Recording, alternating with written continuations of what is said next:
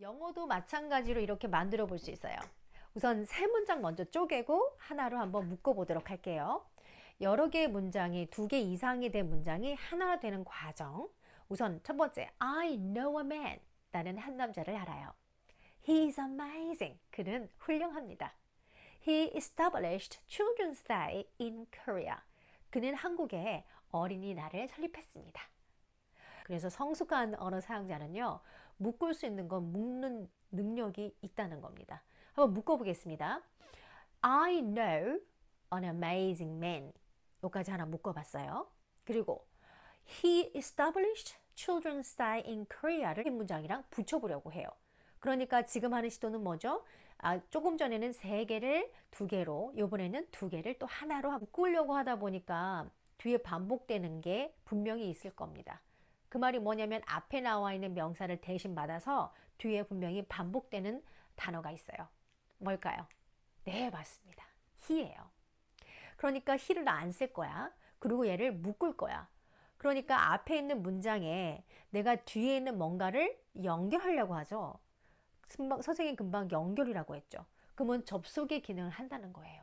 그렇다면 접속의 기능을 하며 내가 뒤에서 반복이 된다고 대명사도 할 수 있는 역할.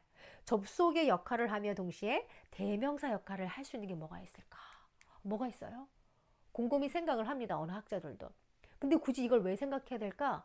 붙이려고 하거든. 그래서 나는 어떻게 표현하고 싶냐면 한국의 어린이날을 만든 훌륭한 한 남자를 나는 알아요. 이렇게 표현하고 싶다고요.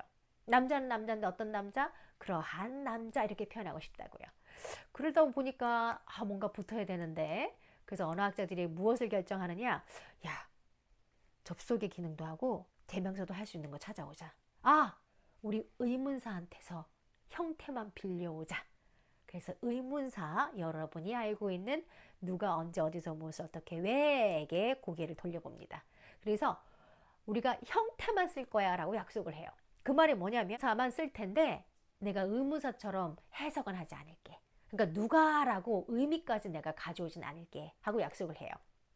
그래서 여러분이 형태를 보시면 관계사야 라고 하면 보여지는 게 의문사처럼 보여졌잖아요. 그래서 형태만 씁니다. 그렇지만 해석한다 안 한다? 하지 않습니다.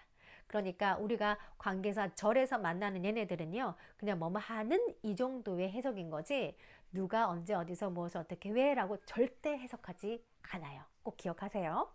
자, 관계사한테 의문사한테서 형태만 빌려와서 그 문장을 한번 완성해 보자면 이렇게 나오겠죠. I know an amazing man. 그리고 의문사 중에서 who도 나와 있고 which도 나와 있고 여러 개가 나와 있단 말입니다. 그럼 선생님은 어떤 걸 선택해야 될까요? 대명사는 앞에 나와 있는 명사를 대신 받는 것이죠. 곧 앞에 나와 있는 명사, 그게 사실은 선행사입니다. 선행사는 관계사절에서만 나오는 게 아니에요. 대명사를 배울 때도 앞에 제시카 하고 나왔다면 뒤에 she라고 봤죠? 그렇다면 제시카가 she에 대한 선행사라고 보시면 됩니다. 그러니까 이 문장에 나와 있는 게 보니까 사람이란 말이에요. 그래서 사람이니까 뒤에 연결고리를 의무사 중에서 who라고 쓰면 되겠구나 하고 결정하게 됩니다. 여러분 왜 도표를 보시면 관계사 이렇게 쫙 나와 있잖아요. 사람이면 who를 쓰는 거고요. 사물이면 which를 쓰면 됩니다. 그런데 선생님, 내가 너무나 사랑하는 나의 멍멍이는 어떻게 할까요? 또 이런 점에서는 또 문화가 또 묻어 나오는 게 언어의 규칙이죠. 사람들이 이젠 더 이상 반려견이나 묘에 대해서 동물을 사물 취급하지 않단 말이야. 가족으로 본단 말이죠. 뉴트럴, 중립으로 가자. 그래서 등장하는 게 바로 that입니다. 사람, 사물, 동물 이거 그냥 구분 없이 그냥 that하면 다 쓸 수 있어요. 그러니 I know an amazing man who established children's day in Korea. 그럼 어떻게 해석하죠? 이제 마지막은 해석만 남아 있습니다. 덩어리가 형용사가 되어서 앞에 있는 명사 꾸며준다고 생각하면 돼요.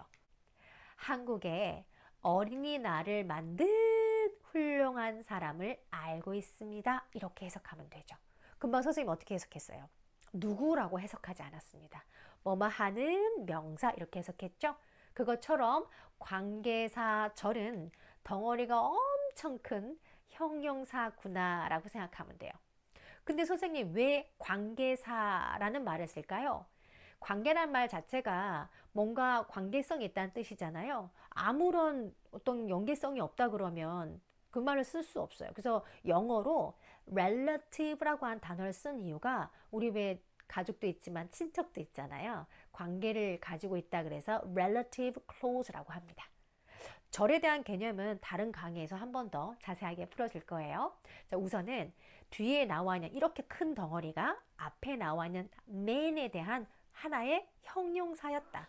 앞에 나와 있는 명사, 앞에 나와서 선행사라 부르는 그 명사의 형용사 역할을 하는 형용사 뭐뭐 하는 이라고 해석을 했고, 이 명사와 관계가 있다 그래서 관계사절이라는 이름을 갖게 됩니다. 정리 한번 하고 해석도 마무리하겠습니다. I know an amazing man who established Children's Day in Korea. 자, 우리가 형태를 어디서 빌려왔다? 의문사에서 빌려왔다. 사람이면 who를 쓰자. 근데 얘를요, 조금 더 구체적으로 이름을 달아주려고 합니다. who를요, 문법적 용어로 한 번 더 정리를 해줄 거예요. 절만 떼어서 한번 볼게요. 여러분이 형용사라고 만들었던 관계사 절, 근데 who가 지금 위치하고 있는 자리가 보니까 절 내에서, 이 관계사 절만 본다면 바로 주어 자리에 있단 말이죠. 주어의 자격을 주자. 그래서 뭐라고 그럽니까? 주격 관계 대명사라고 이름을 붙이게 됐습니다. 그러니까 주격 관계 대명사가 이끄는 이 덩어리를 주격 관계 대명사 절이라고 부릅니다. 관계사 절에는 관계 대명사 절이 있고 관계 부사 절이 있습니다. 관계 부사 절은 뒤에 생략된 단어가 부사란 뜻이에요. 그런데 그 부사와 대명사를 대신해서 관계사가 들어가 있는 것이죠.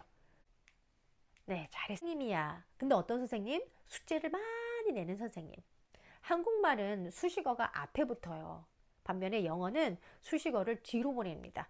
그래서 덩어리가 큰 형용사구나, 형용사절은 명사 뒤에 오도록 약속을 합니다. 번을 읽었습니다. 어떤 책이야? 궁금하죠? 그래서 명사가 한번 문장에서 언급되잖아요. 그럼 어떤 걸까? 하고 한번 물어보세요. 그러면 그 명사에 대해서 부연되는 설명, 추가적으로 뭔가 구체적으로 설명해 주는 정보가 앞뒤에 나오게 돼 있거든요. 근데 이거는 좀 덩어리가 크다고 했어요. 영어로 만들 때는 그 명사 뒤에다 갖다 붙입니다. 책은 책인데 나의 아들이 학교에서 빌려온 책 이렇게 할 거예요. 책이야. 어떤 책이야? 아들이 학교에서 빌려온 책 이렇게 한번 만들어 봅니다. 조금 어렵겠지만 하다 보면 내가 문장을 훨씬 더 풍부하게 만들 수 있다는 걸 알아요.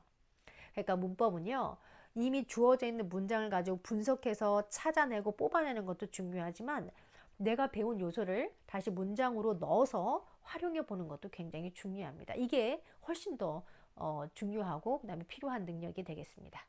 자, 그러면 관계사와 관련되어서 오늘은 관계 대명사 중에서도 주격 관계 대명사에 대해서 공부를 했습니다. 정리 다시 합니다. 덩어리가 엄청 큰 형용사예요. 그런데 앞에 있는 명사와 관계가 있다 하여서 이름을 관계사절이라고 부르는 것이고요.